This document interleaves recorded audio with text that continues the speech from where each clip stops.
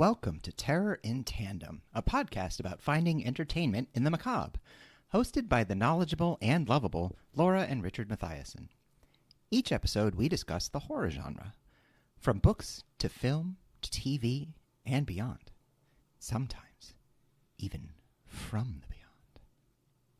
You can find us on our new YouTube channel, Terror in Tandem, or online at terrorintandem.com and on Instagram at Terror in Tandem. I'm sensing a pattern there.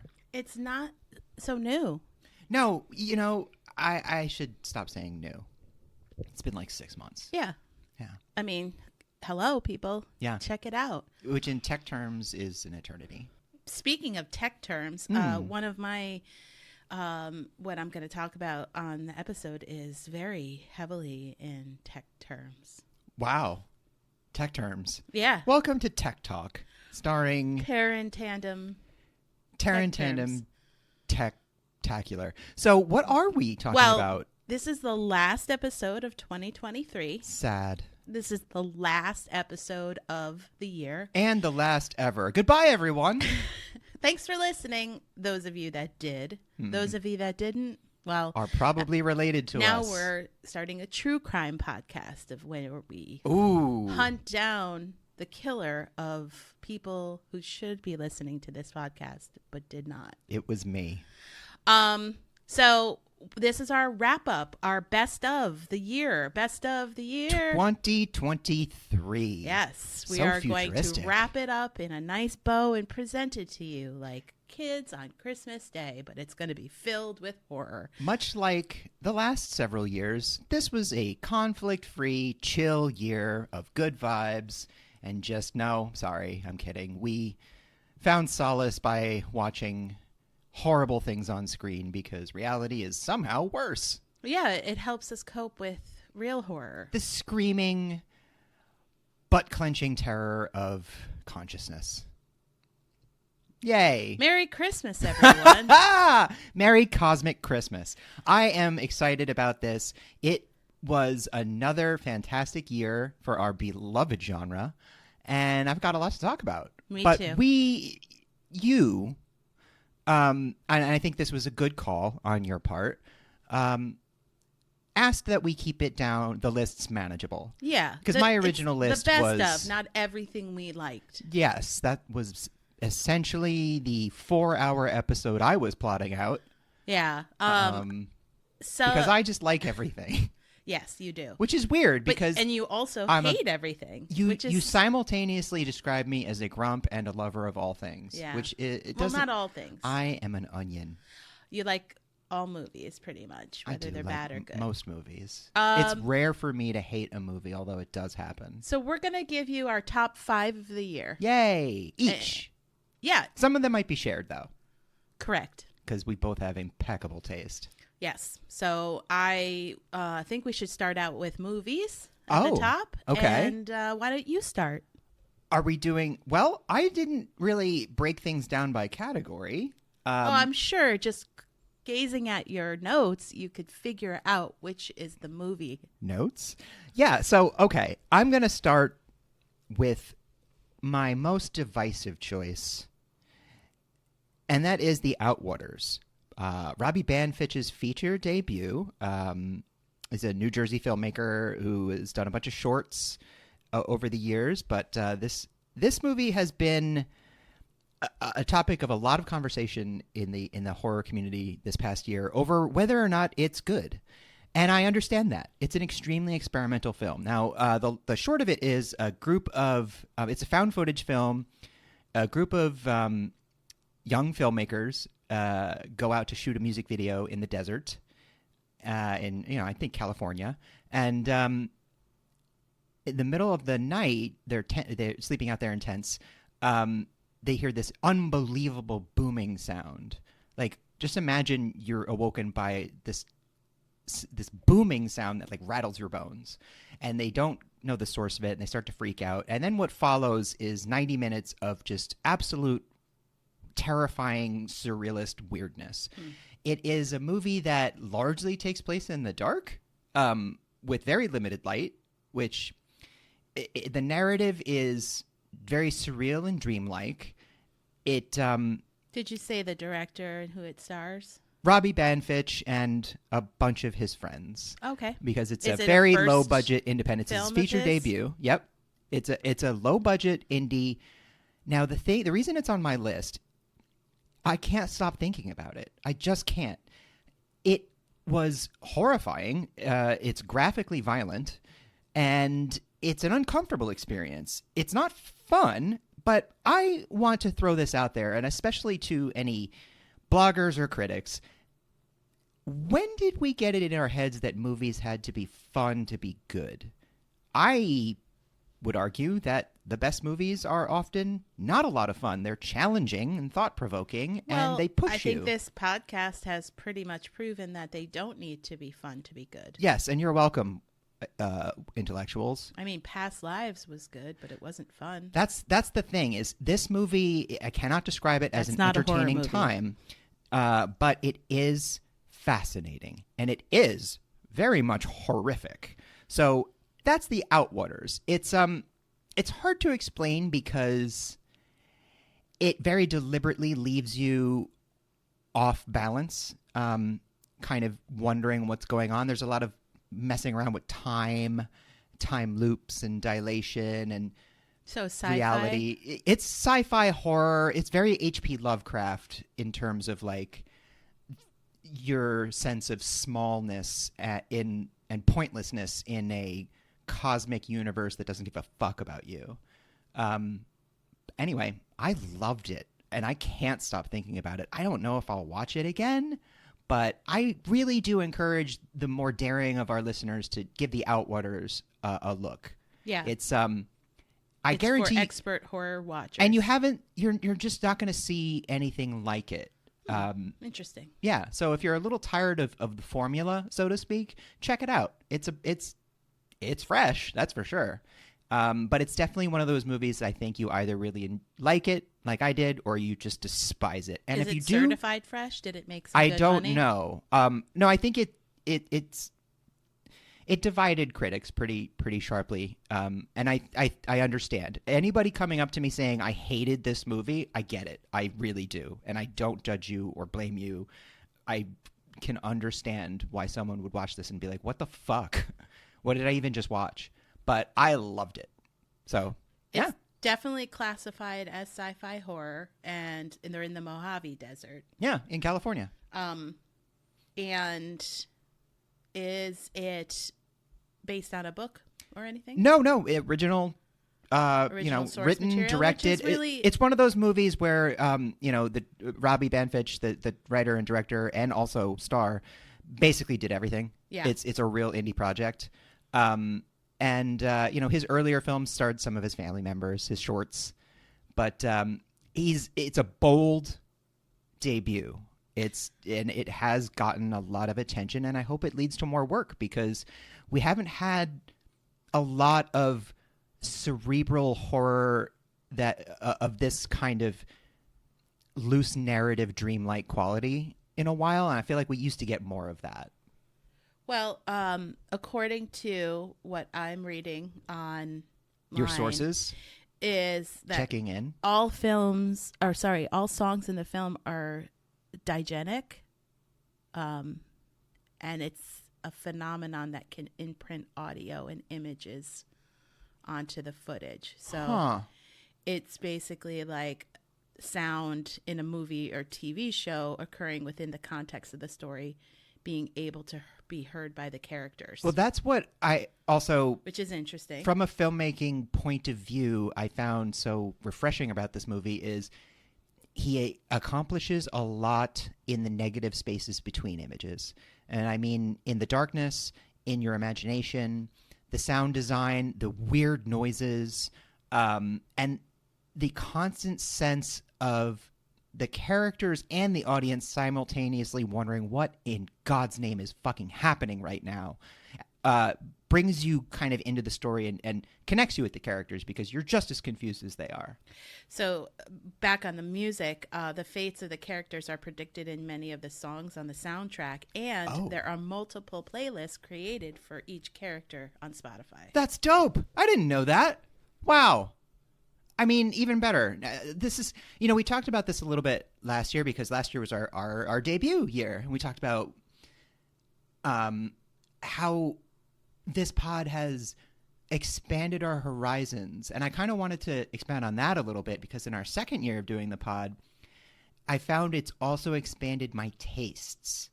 I am now more open-minded and kind of like a doomed character from Hellraiser. I'm seeking out new thrills and opportunities. Yeah, I know. I'm going to be on the lookout for any creepy puzzle boxes. But, we went to Fright Kingdom this year. Yep.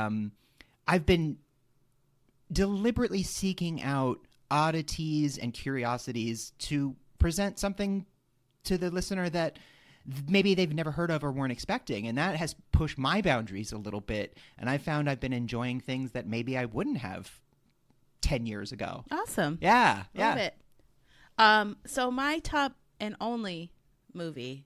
What? Yeah, it's the only one on my list. Wow. I know. Amazing. I have 2 shows and 2 books. That's awesome. So my top movie of 2023 in the horror genre I think I know. Talk to Me. Absolutely. That's also on my list. So shared. Directed by Danny and Michael Filippo. It's their first feature film. It's set in their hometown of Adelaide. Shout out Adelaide. Yeah, starring Lots Sophie. of spooky goings on in South Australia. Ooh. Starring Sophie Wilde. It's her first film. Joe Bird, Alexandra Jensen, and Miranda Otto, among others. Miranda Otto playing a cranky mom. Yes. And when a group of friends discover how to conjure spirits using an embalmed hand, they become hooked. It's a TikTok social media it becomes challenge. Challenge, exactly. That has, as you learn throughout the movie, that it's passed around. It involves spiritual possession made possible by grasping a ceramic encased severed hand graffitied with the names and symbols that suggest a long line of previous owners. Teens Mia and Jade and her younger brother Riley are the latest players that we see playing the game, and the dead people basically possess them for 90 seconds, and that's the tops. They have to let them in, and you see them shiver and choke, and all the people watching are super excited to film and be part of it.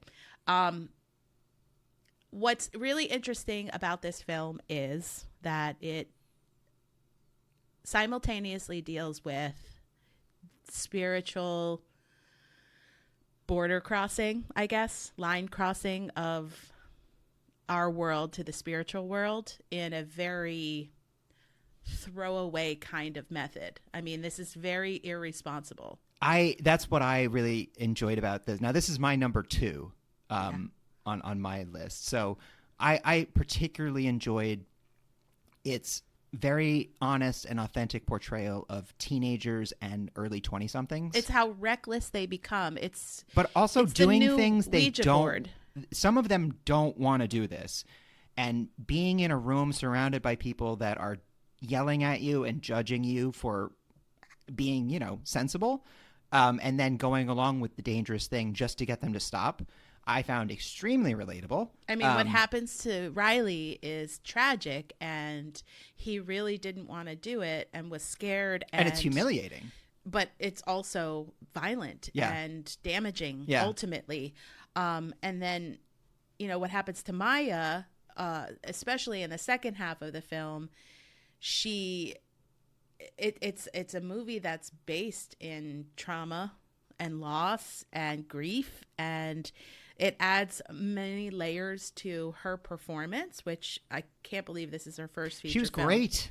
And playing a character that is not great. Yeah. She makes a lot of morally questionable decisions, but they're made out of desperation and fear. So, glass houses and throwing stones and all that, but she's not playing a heroic person. And I don't remember if it's Maya or Mia, but I'm just going to keep saying Maya. Sounds good. So I think that it's interesting to think about the parallel of them being, towing the line with that spiritual veil of the dead and the living. And also Mia has this new family, like this almost foster family of her friend Jade and Jade's mother and Riley. They really embrace her, and she's in their family. And what she does to them ultimately, not great, is a way to stay connected to her mom who passed away. And she just wants that connection back so badly that she's willing to sacrifice. It's very easy. The good in her life. It's very easy to watch these characters stumble through their decision making in this film and judge them, but I think one of the strengths of this movie is it's showing imperfect people in pain doing making emotional decisions that don't pan bad out. decisions. That's just dangerous how life decisions. is. Yeah. And they're teenagers too. Exactly. So it's also and like 20, 21. par for the course. Yeah.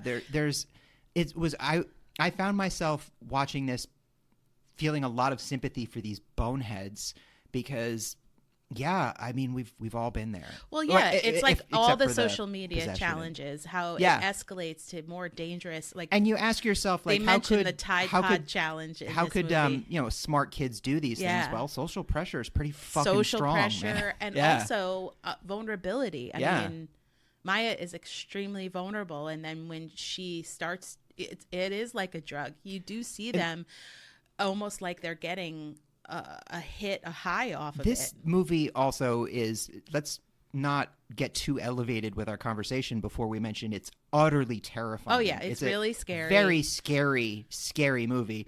But it's a really wonderful modernization of some classic tropes and themes and styles. There's a lot of classic horror in this movie that is sort of updated, and you can see the love and care that the Philippou brothers have for the craft. And the darkness it's amazing that can this is their debut film. It's amazing. Surround death of a loved one. Yeah. And you coming to terms with that. And also your bad decisions. Like, I rooted for Maya. So did but I. I also was like, ugh. Oh, stop fucking up. Yeah, please. you really deserve sort of what's happening. It was like, sense. Remember that movie Flight with Denzel Washington? Yeah. And the whole time you're like, oh, God, stop making mistakes. Jesus Christ. But that reflects the real frustration of trying to help a friend who is spiraling, where you're like, there is a part of you at a certain time where you lose your patience and you just want to yell, stop making bad fucking decisions. But that never works and doesn't help. It's a wonderful movie. It is so scary. I thought it was going to be my best of the year. It got eked out by another movie I'm going to talk about later. But I think what's interesting too is when you reach out for like a helping hand, in this sense, it isn't. It's a destruction. Yeah, that's very true. And another strength of this movie is it's a not one of those 2.5 hour slogs of lore and world building.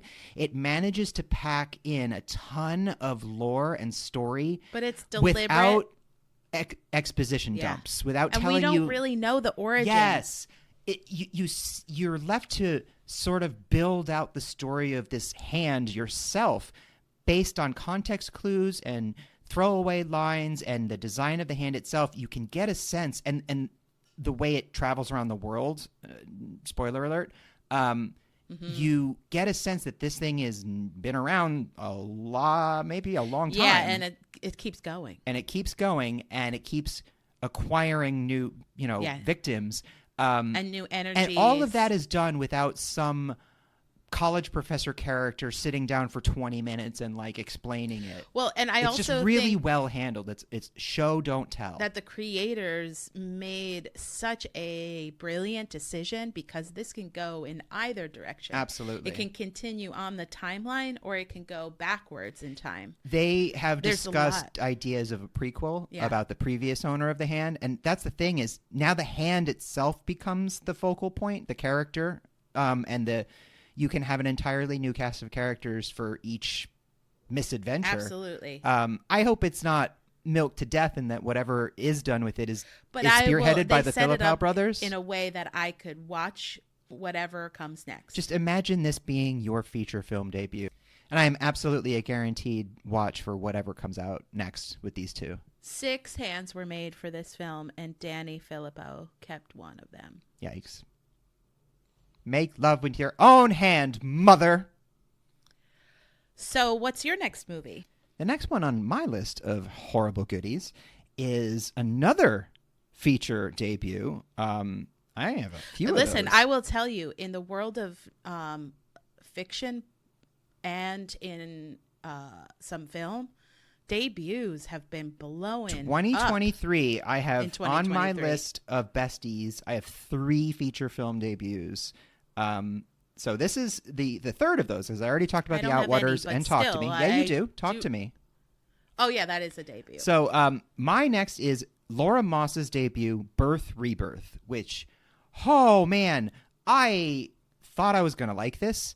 I did not know how much I was going to like it. Now, I mentioned briefly in our last episode that this is one of 3 female-driven Frankenstein adaptations this year, along with The Angry Black Girl and Her Monster and Poor Things.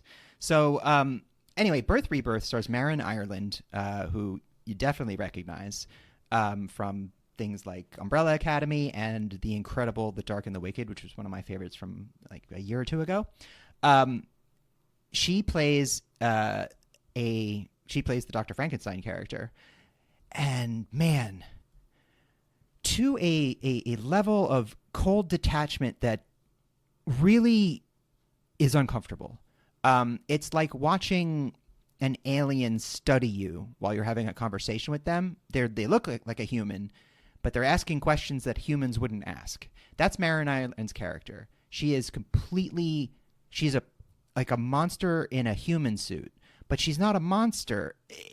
It's very hard to describe. Anyway, so Marin Ireland by day works in the city morgue, and she takes home the dead body of a young girl, and a nurse at the hospital, who is the mother of this recently deceased girl, sees some weird things, starts to suspect. This is played wonderfully by Judy Reyes, who was in Smile last year, which is one of our faves. Mm-hmm. So Judy Reyes' character, she follows Marin Ireland home, breaks into her apartment, and sees her very much living daughter hooked up to all sorts of machines. And so she insists on moving in. And that's where things get really interesting because, Marin Ireland's character is this, alien basically, but she desperately seems to want to understand humans or have some kind of connection. Now, she is human. I don't mean to, I'm not saying that literally. She's just so cold and so acts like she just doesn't understand any emotion or social cues. So, and Judy Reyes only cares about her daughter, and she's in super mom mode. And the real strength of this movie is the lengths to which these women go to keep this girl alive, because this is very experimental, and none of the other subjects have survived as long as this girl has. So it is this year's most morally complex feature, I would say. It certainly asks you to confront certain situations and how you might deal with them. These characters, they make some decisions that really, really leave you wondering how to feel about it. And I loved it so much. And the end twist, the last 20 minutes of the movie, is such an incredible character reversal. And it works so well that I was breathless by the end of the movie. It also, once you are let into how Marin Ireland is making the serum she uses to reanimate dead tissue, holy shit. This is not an easy watch. Let me just put it out there. It's for fans of Fruit Chan's featured dumplings. Oh, God. You might know what I'm talking about. Yeah. So it's a tough watch. Yes. But it is absolutely one of the most thought-provoking, brilliant, well-acted, well-shot, and original takes on the Frankenstein myth and story I've ever seen. It blew me away. Birth, Rebirth. It's at its heart, it's a tale of motherhood and of the lengths you go, for those you love. It's got a lot going on and shouldn't work as well as it does. But Laura Moss, who also co-wrote it, she is a true talent, and I can't wait to see what she does next. Well, Marin Ireland was in The Boogeyman, which was a very close Yes! contender for I forgot about my that. top film Yeah. of the year. But she's all over, and she's vying for that new horror queen crown. yeah, I But love it. this was a different role for her. She was much more. She's usually much more emotionally fragile in her roles, was what I've noticed, and in this one, she is so cold. It is. I found it to be that if I was in a room alone with this woman, I would be very nervous. Even if she wasn't moving or threatening me in any way, just the way she speaks to people and the way she looks at people, it really makes you feel like you're a butterfly about to be pinned to to the board. Yeah, awesome. Birth, rebirth. So It's about born again Christians. My next It's top not. best of 2023 is a TV show Hello. called The Fall of the House of Usher. It's on my list too. Which I understand. I may have earlier said all of mine were movies, but I'm just counting this as a 9-hour movie. An incredible work written and directed by Mike Flanagan. Who? Mike Flanagan, one of our favorites. Never heard of I know. him. Never. I Not mean, once. listen to this. Starring Katie Siegel, Carla Gugino, Bruce Greenwood, who better win something, Carl Lumbly, Mark Hamill, Mary McDonald, Raul Coley, Samantha Sloyan. I mean, more. There are more people. It's all also. of his Henry Thomas. It's all his Flanagan's typical menagerie, and I love that Mark Hamill. He each project he seems to pick up another one. Yeah. And then they show Bly Manor. He picked up Rahul Kohli, and now he's showing up in all of his projects. I feel like this is the first true ensemble assemblage of his collection. It did feel like the final form. Yeah. Like you've gotten the perfect cast together, and he really did. So the Usher family, got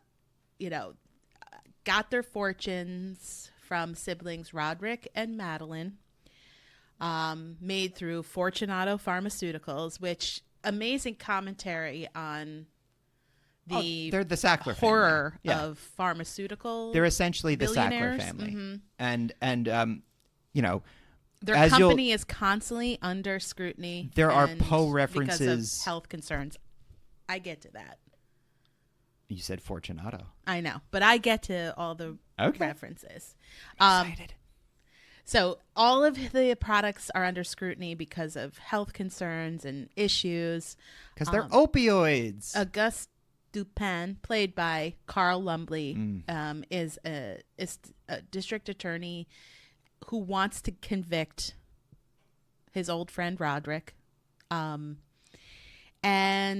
basically take all the ushers to trial.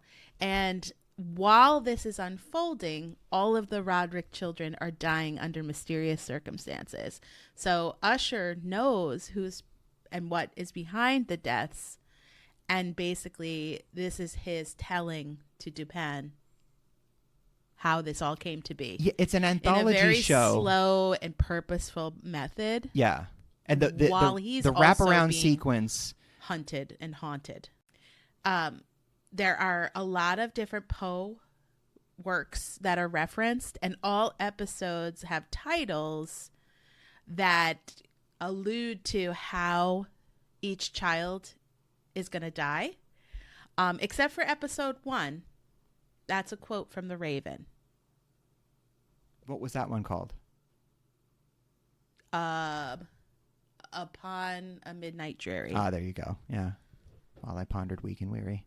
Yeah, what I particularly love about this is it's called The Fall of the House of Usher, but it's really an anthology of the body of Edgar Allan Poe's work. It features and each episode, like you said, is titled after a particular story. But within each episode, there are references to multiple poems, So many. stories, Quotes. characters, quotes, direct quotes. Roderick especially. Monologues from One brilliant works. thing they did with the character of Roderick is they made him a sort of a amateur poet who never took off. So he starts reciting his own poetry throughout elements of the show, and those are Poe poems like Annabelle Lee and City by the Sea and Tamerlane. He names one of his daughters Tamerlane. So that's the thing about this show is you can watch it without ever having read a single work of Edgar Allan Poe, and what you'll get is a sumptuous, violent, scary Succession meets, gothic horror meets Mike Flanagan. If you have digested every single word of Poe like the two psychotic hosts of this podcast have, you're going to watch the entire thing with a huge smile on your face because it is filled to the fucking brim. It's sort of like when you watch an Easter animated eggs. movie and you're trying to figure out who the voice actors are. Yeah, and it became kind of a fun thing between the two of us to like try and spot as many references as we could because man, it's not distracting though. No, like, it's not it's like part of it. I think it's not like a Star Wars thing where they just throw stuff in so you can have characters. Flanagan It's did this on all- purpose. It's very well done. I have some other information that proves that he did it on purpose, but you'll see references to the Raven throughout. It's pretty much throughout because it is so long, the Raven, and it's so repetitive that it really makes sense that the Raven appears in as a recurring beat. all episodes. Yeah. The Gold Bug, Cask of Amontillado, The Telltale Heart, The Black Cat, Murders at the Rue Morgue. Do you have a theory as to who Carlo Gugino ultimately played? Because it's not stated. You're just sort of left to figure it out. I don't. Because, you could argue she's death itself. You could argue she is she the wears Raven. Yeah. I think She wears there's the a sort of a mask the Red hint. Death. There's sort of a hint where she talks about like evil Ultima Thule. incarnate. I think she's one of the malicious spirits of Ultima Thule that Poe mentions. Yeah. Yeah, like the ones the vindictive spirits. But she's not vindictive. She's like a cosmic force of Karma. nature. Basically, there are many ways, Karma I incarnate. think, and Flanagan deliberately leaves it open to interpret Gugino's character. Because there is some... She does provide outs for some of the characters. It's very classic Devil and Daniel Webster type shit where she's like, I'm just handing you the rope. You're actually tying the noose. Maybe not outs, but maybe less punctuated. Well, no, she straight up offers a few of them the chance to... Just to have a less different painful outcome, death. Yeah, because correct. they are anyway. Because what she... Spoiler. Put Lenore. Yeah. And you can tell that she does have some... She empathy, serves sort of sympathy. a cosmic purpose that is neither evil nor benevolent. She must do what it's neutral. It's fated to do. It's just like the way a hurricane is neither evil nor benevolent. It just exists. But it's incredibly well told. It's amazing. It's death really scenes, gross. There's some of them that are so rough that I still haven't gotten There out of was my head. one episode in particular where Episode 2. we had to spend a solid week in between seeing that and episode 3. Yeah, it was... Had to wait for co-host stomach to settle. Just to let you know, the final 2 minutes or 1 minute of that episode Fans is of Brian extreme. Yuzna's movie Society will definitely be into the aesthetic. Like me. Also, so this is why I know everything that Flanagan does is purposeful because And in gold. all of the episodes, there are also like the Flanagan ice. What do we call it when it's like a world building? Oh, the Flanagan songs? Flaniverse? Flaniverse. Yeah. So within the Flaniverse, we see the Oculus mirror. I know. And also the mirrors made from that material that the Oculus mirror was made from. Yeah. Gerald's Game is on like Netflix menu. Yeah, I saw that, which is hilarious because that starred Carla Gugino and Bruce Greenwood. And one of the characters during the masquerade played by Molly O'Quinn. Mm-hmm. Oh, yeah. Yeah. She's wearing the Hush mask. Oh, The mask from yeah. Hush. So those are just the a Flaniverse. few. Yeah, those are God, just a he's few become things so pointed out. big that he can now be self-referential in his own work. That's and crazy. Nerds like us are like, oh, that's he did that too. Mike he did Flanagan that too. is our new Joss Whedon, and just hoping that 10 years from now, I'm not having to apologize for being a huge fan. He's collecting all of those wonderful actors around him. I just don't think that he is. Yeah. Hopefully, Yeah. nothing comes out bad about him. But yeah, just he's my new Joss Whedon in that everything he for does, those of you, I am devouring. Just do a little research on what happened with the Midnight Club. Yeah, because it really was his basically. Netflix fucked up. Yeah, and they lost him to Amazon, and now he's about to make Amazon big money. So if you think the Midnight Club was a misstep, it wasn't his misstep. Yeah, I just want to take this opportunity to give a special shout out. This has been a rough year in the industry, largely due to the very on point and lover of fine arts Wall Street CEOs that are now running most of the industry. Spyglass Entertainment. Special award to you for revitalizing the Scream franchise and then losing every single person that revitalized it, from the writers, the directors, the stars, and now you have nothing. Christopher Landon just exited the project. Devastated. Yeah, because why wouldn't he? Chris, run. You are better than that. And he is. He is going to do his own thing, and it'll be awesome because all of his movies are great except for Paranormal Activity. But, and then let's see what happens with the merger of Paramount and Warner Brothers. I mean, it's just a matter of time until we're all watching movies from one of two studios. But let's just hope Mike Flanagan is cranking out good work. Just a shout out to Netflix for getting Fall of the House of Usher, Bly Manor, and Hush, and Hill House, and then nickel and diming your fucking talent. Like Midnight Mass. How much money? Midnight Mass. How much money do you need? How many hits do you need before you're like, yeah, you know what? I'm not going to argue with you in the contract negotiations. Yeah, Nev Campbell, you actually get to be in this movie. Yeah, I mean, listen, she brings good stuff. I'm telling you, she's not just the Scream Hollywood queen. She's check in a yourself. lot of good stuff. Check yourself, Hollywood. You need Nev, to remember who makes this shit. You're the final girl of final girls. Nice. And also, strength to Nev Campbell and Jenna Ortega for knowing their worth and being like, fuck you. Yeah. I'm walking. So, I think they'll be fine. What's your next on your top of do you want to best take of? A break, actually? Okay, sure. We'll come back and round out our final three. Let's go take a power walk around the mall with the rest of our group, and we'll come back.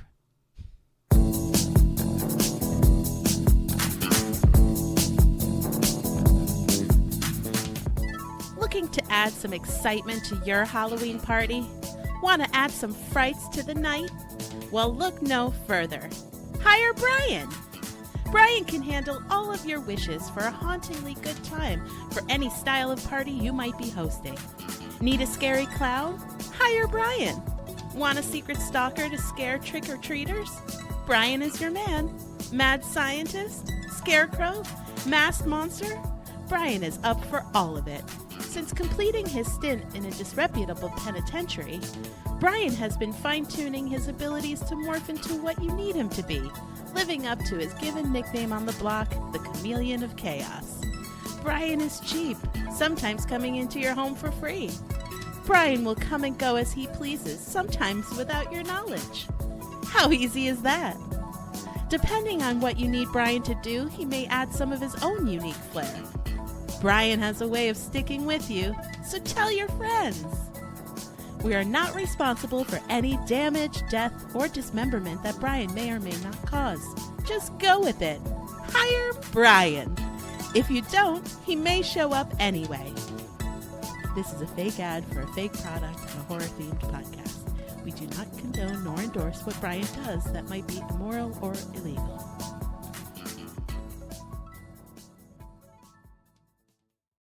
Well, that was a fun walk around the mall with the other elderlies, and my hips are singing.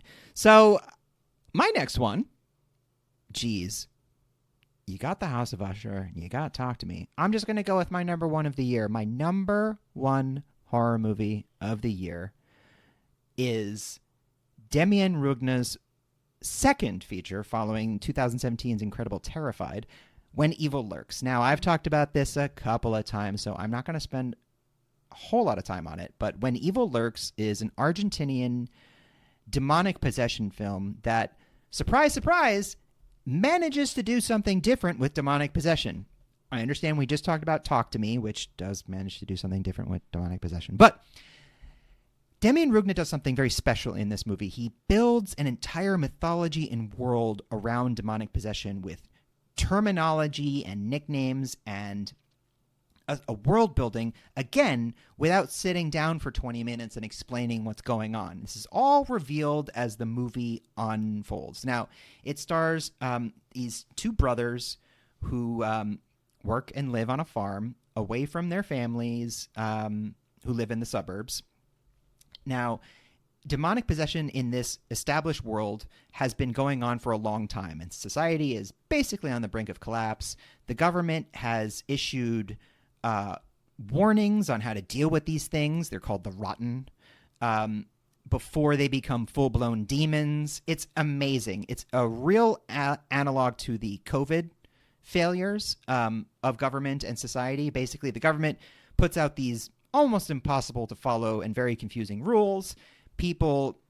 Some people do their best to follow them. Some people just are lazy assholes who don't follow them. And some people are like the brothers in this movie, who are just two stupid boneheads trying not to die in a situation they shouldn't be forced to deal with in the first place because they're just average boneheads. They go through some horrible shit. This is the most hardcore movie of my recommendations. Wow. It is utterly bleak. It has some scenes in it that, much like Terrified, I've never seen anything like that before. And all credit to Demian Rugna that, like, nearly 1,000 movies into my horror watching lifetime, I'm yelling, I've never seen that before. It's very scary. It is oppressively bleak. Well, it's horror with a capital H. Demian Rugna said he got the idea from a series of news stories about farm pesticides in Argentina that has caused terrible health issues and giving generations of workers cancer. This is like his commentary on corporate apathy about workers' health. The and government the very famously, this came out of nowhere. They did a terrible job of fixing this problem because they didn't want to piss off the corporate overlords. So yeah, that's what inspired him, and that's essentially the tragedy of this movie. Is it's about ineffectual response. Mm-hmm. It's about having all the resources necessary to respond to these things and just not. Right. Or not, throwing your hands up and being like, I have no idea what to do. All of that's very much in the background. I want to assure the listener that while I'm just saying what influenced him to make the movie. While any good horror movie that sticks with you has an element of social commentary, Dawn of the Dead, Get Out, for all of those who argue, take politics out of horror movies, fuck you. They've always been there. It's just your version of politics that isn't being represented. It's making you mad. Now, this movie, while heavily allegorical to the things we just mentioned, that stuff all happens in the background. It's not the focus of the film. The focus of the film are these two brothers trying not to die, and doing a really, really bad job of that. Do they get along? Yeah, they get along. Their relationship is lovely. And for the entire movie? They struggle, but it's it all builds. Basically, they're trying to get one brother's family out of the suburbs and away from this demonic infestation that they kind of inadvertently set off or helped to set off. They didn't do it themselves, but their landlord kind of did, and they were there, so they might be tainted. It's all very cool the way the information is unraveled. The people they meet tell shreds of their story, and you start to build together a sense of what's been going on the last 10, 15 years in this world. How do they find out the rules? the government like issues them like they did COVID directives. So it's like, okay. don't approach a rotten, don't approach this, or don't shoot them, because if you shoot them, it will release the demon spirit. You have to perform this very specific rite. Mm-hmm. And there's a government agency that sends out exorcists, state-sanctioned exorcists. But the problem is in a very rural area, it can't get there for 6 weeks. Yeah. And by that time, the demon is hatched. So it's that kind of movie. It's so fucking scary, though. I just want to point that out. It is utterly horrifying. And the end is a wonderful emotional gut punch that just leaves you, oof. I can't stop thinking about this absolute masterpiece. Demian Rugna also contributed the best segment to this year's very fun anthology, Satanic Hispanics. This man is the real deal. He only has 2 features under his belt at this point, and I just am so excited to watch whatever he does. Awesome. Well, my next best of is another TV show called A Murder at the End of the World. Oh, you have been loving this. Okay, so I can't say enough good things about this. It's sci-fi horror, but also romance in a way, because the 2 characters played by Emma Corrin and Harris Dickinson, I just wanted to watch them forever. Like, I just wanted them to be in my like fictional life forever. So they had really good chemistry with each other? Yeah, but also their stories and the way that they sort of challenged each other. But I told you this when I was watching it. Emma Corrin, I'm obsessed with her. Well, she's got a lifelong fan in she me is right now. Gonna be the villain in Deadpool 3, so that's like a guaranteed smash success for her. Well, she's already a smash success with when she played Princess Diana. I believe it was season 3 of The Crown. Right. Young Princess she Diana really looked like her, and how tragically she played her. That brought back so many weird childhood memories. So heartbreaking to see her. She's just got this presence. You know, people talk about presence, and she has it, and just everything about her character, her approach to this character named Darby Hart, is just stunning. It's an incredible TV show. So it also stars Britt Marling and Clive Owen. Oh man, that's awesome. And it's created and directed by Zal Batmanglij. I don't know why you're looking at me.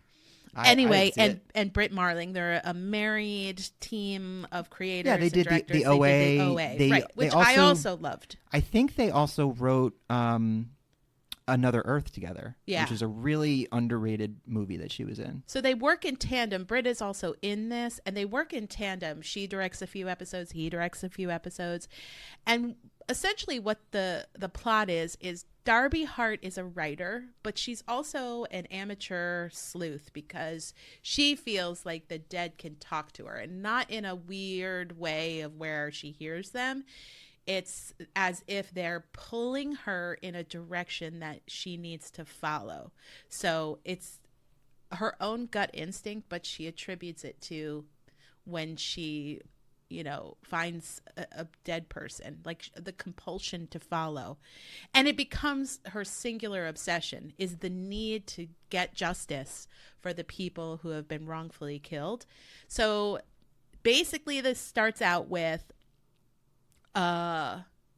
Darby and 11 other guests are invited by a reclusive billionaire played by Clive Owen to participate in a retreat of brilliant minds in a very remote, elaborately constructed hotel in Iceland.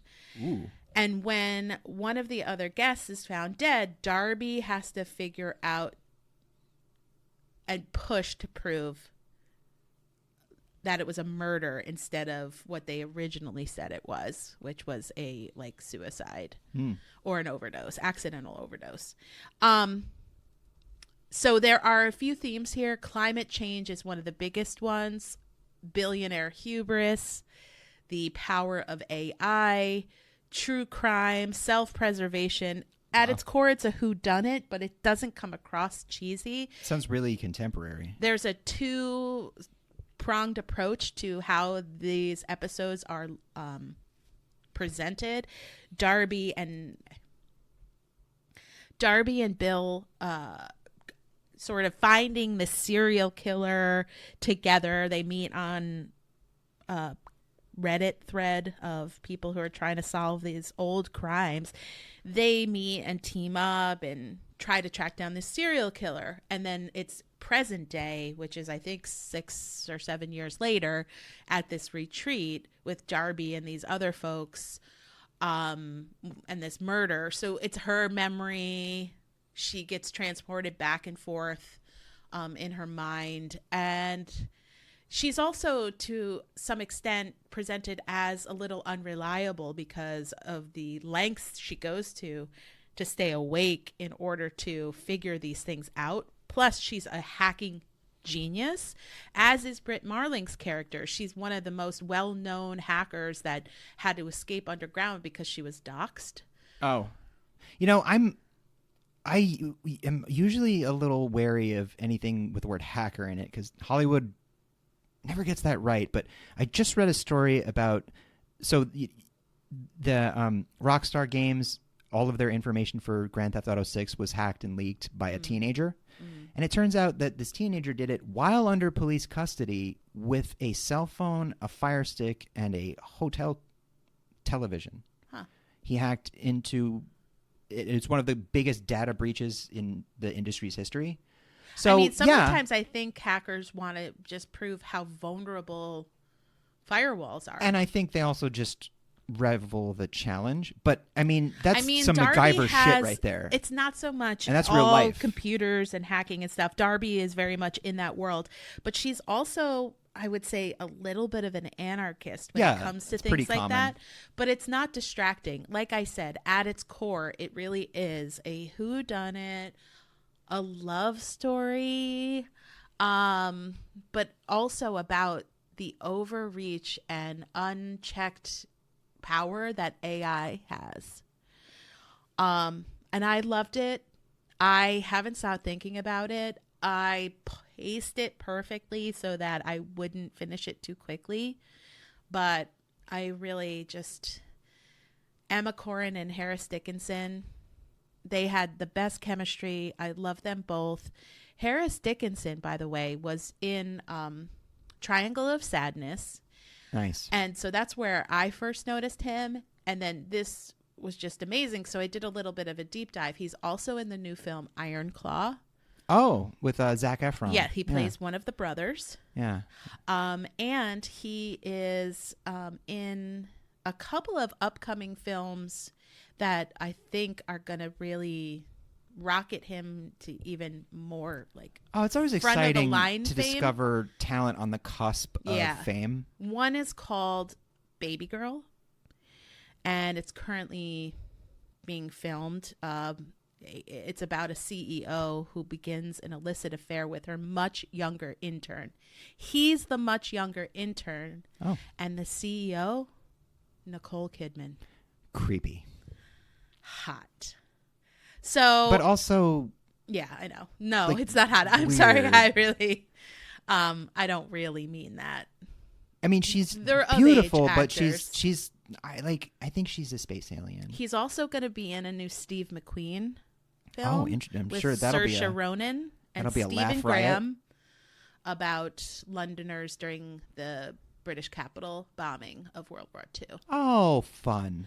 So just check that out. Check out Murder at the End of the World. If you like whodunit and all the things I mentioned, and no like disrespect to Steve McQueen, who is a legit brilliant filmmaker. Yeah, he really is. It's just his movies can be devastating. Yeah, they can be. That sounds amazing. It was. I loved it. I don't have any more on my list, but I do have a lightning round. Okay. Which is just a quick mention to movies that didn't make my top 5 or shows or books, but they are definitely worth it. Now, real quick, Megan, Sister Death, Malum, Castlevania Nocturne Season 1, The Boogeyman, Scream 6, El Conde, and Beau is Afraid, which did not make my top 5 because after finishing it, it's just not enough of a horror movie. Yeah. It's an anxiety attack that lasts 3 hours, which is the typical length of my anxiety attacks, with 5 minutes in between the next one. But it's not enough of a horror movie. It's another excellent Ari Aster addition, but it's not like Hereditary or Midsommar. Right. I didn't get there to Renfield or Angry Black Girl and Her Monster, but I'll watch them. Absolutely. We'll get there. And I have been reading Out There Screaming, the Jordan Peele edited anthology. And Great. yeah, we've both been reading it, and holy shit. Yeah. It's right off the bat, it kicks off with an N.K. Jemisin story that is sets the tone. It does. This is not an easy book. It's awesome. If we had really enough time to it. finish it, it probably would have made it. Yeah, we're really, really liking it. It's not. I mean, it's the real deal. Jordan Peele is pretty much a shoo-in for me to be interested in something. Put his name on it, but it's legit. It's not just like a lazy, presented by and it stinks. Yeah. Well, I'm going to round out this episode with my last 2 best ofs. Nice. Both books, obviously. I mean, it would be terrible if it weren't. All right. Holly by Stephen King, which I've already mentioned. I believe I just talked about it in Hits or Misses episode. It was a hit, obviously. Yeah. Holly Gibney is a private You've been talking investigator. about it a lot around Terror in Tandem headquarters as well. Yeah. She's a private investigator attending her mother's funeral when a woman calls her asking for help to find her missing daughter. And we start to see her do her Holly thing, which is go investigate this until it's solved. Holly is such a great character. I hope this isn't the last we'll see of her. Doubt it is. And basically what she discovers is when this girl went missing, retired professors Emily and Rodney Harris live in an expensive Victorian house. They're respected members of the college community, but no one would suspect that their home has a cage in its basement. I would. They're cultivated gourmands. I suspect that of everyone. Monsters who wear their affluence, right in front of everybody. Yeah, but they're behind rich the people. scenes, they're evil, and she uncovers it, and it's amazing. And of course, in Stephen King form, it is very well written. But it's also, I said this, it's a return to horror for him. I mean, lately, a lot of his books and works haven't been as in the horror genre. Maybe it would be, like detective he's been experimenting the last novels. Couple decades. And that's great, and I love it all. But this is definitely a return to horror. And he's got a collection of short stories coming up in 2024 that's basically like, oh, you wanted it to be horrible? Yeah. Well, here, you go. You would like... what's it called? It's got a great title. You Like It Dark? You Like It Darker? It's something like that. Yeah, You Like It Darker. Yeah. Because our younger readers might not have an appreciation for how fucking hardcore this man can get. Yeah, and this Holly talks about COVID and reactions to COVID and people's behaviors around COVID, politics, Fascism. Yeah, and all the things that Stephen King hates, like affluence as an excuse for doing bad. Yeah. Kind of like how the Sackler family donates money to museums and the fine arts to distract you from the fact they murdered several million Americans. Yeah, I mean, some of my tops are like taking down the pharmaceutical companies, taking down like the 1%, taking down of, or like at least, leveling artificial intelligence. Yeah. I think it's been a common theme in horror lately to set the sights on the billionaires who ruined the world and are now openly trying to escape it in their rocket ships. Yeah. So let's make movies about them. I'm fine. That's very much mentioned in A Murder at the End of the World. You can try to figure out who Clive Owen is supposed to be, but there's other mentions of people who are like, oh, yeah, we have to escape, blah, blah, blah. Also, another note is Leave the World Behind, very much a commentary on billionaire Sam S. overreach, Mail? Yeah. you know, climate change, all sorts of things. Oh, messages. So, and then my last number one, and my number one of all number ones of 2023. So not only is this my favorite horror of the year, but it's my favorite book of the year. And that's All Sinners Bleed by S.A. Crosby. A book I've enjoyed watching you read based on so your good. many and audible reactions. It's about a serial killer on the loose. Which is the worst thing for a serial killer to be. With a backdrop of the lingering effects of racism in the South. And it focuses on religious zealotry. It explores trauma. There's a love story that sort of bubbles up with all this going on. S.A. Crosby is a New York Times bestselling author, rightfully. He's known for Blacktop Wasteland and Razorblade Tears, which I read last year or the year before. Both explore issues of racism and homophobia, and bring Appalachian experience into, you know, the fold. That's also, there's a lot of good American folklore around Appalachian culture. And just what's interesting is this character, Titus Crown. He was born and raised in Sharon County, Virginia. He moved away and worked for the FBI. And then something happens, of which we don't find out until near the end of the book what happened ultimately. But he returns to take care of his aging father who had some surgery, and he becomes Sharon County's first black sheriff.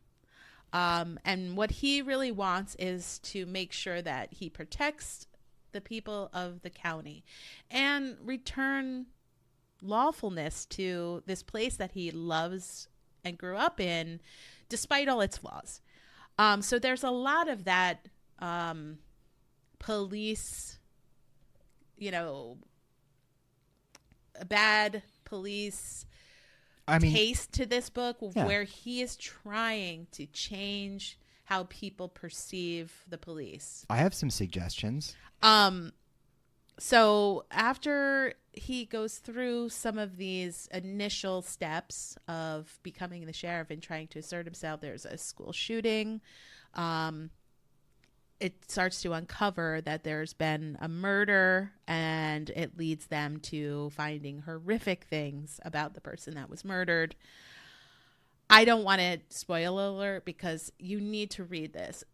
This is not a thriller. This is a literature. This is literature. Wow. S.A. Crosby writes so well. It's so engrossing and captivating, but it is horror. He talks about horrific things, but also, you know, the horrific things that people do to each other, and what compels people to do things to each other is sometimes trauma that's been inflicted and revenge that needs to be, you know, taken out. But you know, not all the justifications line up. It's just amazing. It's so well written. It is the best book I've read this year. It is sad and scary and heartbreaking, and I just can't recommend it enough. S.A. Crosby, All Sinners Bleed. I'll read everything that you have to say. Nice. Sir. I want to wrap up the year by mentioning some of the things that we really enjoyed, or I really enjoyed, that aren't necessarily horror centric. Just, you know, we do other stuff. Okay. I wasn't prepared for that. I know you said the same thing last year when I did this exact same thing last year. Rude. You know, Did I say that also? I really loved Barbie. Greta Gerwig's Barbie was incredible. Past Lives, I already mentioned. Stand up in your chair and cheer kind of stuff. You want to cry. Yomali Halander's Sisu, about a Finnish Terminator that kills brutally every Nazi in Finland over a bag of gold. It is awesome. I also read The Heaven and Earth Grocery Store, which I Yeah. loved, by James You McBride. did. It was so wonderful and well told, and I thoroughly enjoyed it. Not a horror. I read more T. Kingfisher this year, which I'm thoroughly enjoying, and I want to resolve to read more horror next year. This year I read a lot of sci-fi and fantasy after kind of a break from that stuff, and I want to resolve to read more horror next year. Also loved the comedy Joyride. You and I both my really goodness. like that. Yeah. Definitely, in It my was- opinion, the funniest movie of the year. And not NSFW Oh, or yeah. not safe for kids. Hilarious, though. If you don't like raunchy It's comedies. rare to get a good adult raunchy comedy that isn't just dick and fart jokes. I mean, there are plenty of dick and fart jokes. Don't get it twisted. But this movie also has a lot of heart. It does have a story.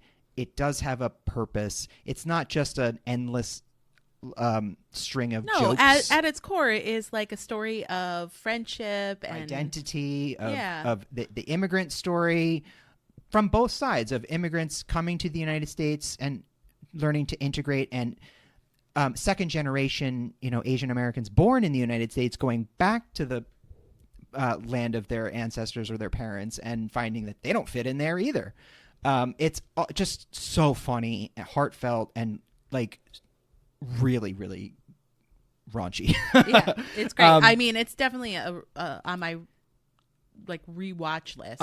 On the other side of a movie you can watch with your kids, Spider-Man Across the Spider-Verse is phenomenal. Just another joyful, exuberant installment in this series. Let down a little bit by the fact that, and I knew this going in, that it's the first part of a two-parter, so it does kind of end on a feel, cliffhanger. and it does kind of feel in a way of like, you get that sense of like, oh, you're setting me up for the next movie. But this movie is fantastic. You have to watch the first, not just because it's like one of the best superhero movies ever made, but this heavily follows the events of the first film. All your favorites are back, and a lot of new weird and fun variants pop up. But special shout out to Oscar Isaac playing Miguel O'Hara in this. It was pretty cool. Absolutely. So yeah, those are some things that I really liked this year. Same. I like those too. There were some little bummers this year. I'd say The Killer was a letdown. Last Voyage of the Demeter was a bummer, and The Flash, man. Yeah. I mean, just the DC universe. I'm really happy James Gunn is in charge of that ship now, because I prefer his work to Zack Snyder's. I just do. Sometimes we do a lot for you all, including watching bad movies. We do. To rule them out. What can our listener expect to look I forward have to? a couple of things to say I'd about love things to that I hear loved. it. Jury Duty was incredible. Oh yeah, the fake. It was like the fake jury. Everyone's an actor but one guy. Yeah. Yeah. Beef was amazing. I heard that was good with Stephen Yun and Allison Wong. Correct. Ali Wong. Poker Face. I think we talked about it. That was this year? Yeah. Jeez. I think it was early last year. Oh man. Mm-hmm. Okay. Yeah, Poker Face ruled. And I think that's it. You ever want to see Columbo in a wig? That's basically the show. Oh, she's so so good. Oh, she's again, so good. another person that has such presence. I become obsessed. She is one of those, Natasha Lyonne is who we're talking about. One of those people where when they show up, you're just like, how are you this cool? You're not like, I'm looking at it, like there's nothing I can point to, but you're just so cool. And it's like she has a very I don't give a fuck like kind of. But also, attitude. she does give a fuck. That's the thing. She does care. That's what I'm saying. It's why I'll never be cool, because I can't understand it. But like, she walks on screen, you're just like, you're the coolest person I've ever seen, and I don't know why. Also, The Bear season 2 Nice. surpassed The Bear season 1 for me as amazing. Again, incredible. The Thanksgiving or Christmas episode, I think it's a Thanksgiving episode, is just stunning. In a tumultuous year for our beloved entertainment industry, still a lot of great stuff came out. Yeah. And hoping to see a lot more really great stuff next year. I didn't mention a lot about horror gaming this year. There were some really great hits. The Dead Space remake standing out as just an incredible update to an already incredible game. But Alan Wake Part 2. Alan Wake 2, standout. Amazing. God, if there's one thing I've learned is I just need to do this full time. Yeah. I mean, we need you to do this full time. Yeah. So again, we want to also say that we love doing this. We love that you listen to it. Thank you so much. Merry Christmas. Merry everything. To all that celebrate. Happy Hanukkah. Season's greetings. Happy New Year. May the winter solstice have been kind. Happy Krampusnacht. Amazing 2024 to you all, where you're going to get new commercials, more Terra in Tandem episodes. And we're coming at you. More recurring segments, and maybe even other stuff I haven't thought about. Bye, everyone. Have a great rest of your year. And good night.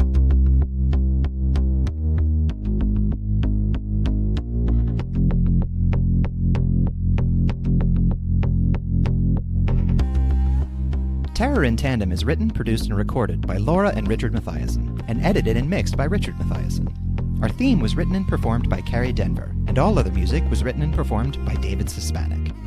All opinions expressed on this podcast are our own and should be taken as such. Thanks for listening, and please remember to give us a like, a review, and subscribe wherever you get your podcasts. See you next time. We're standing right behind you.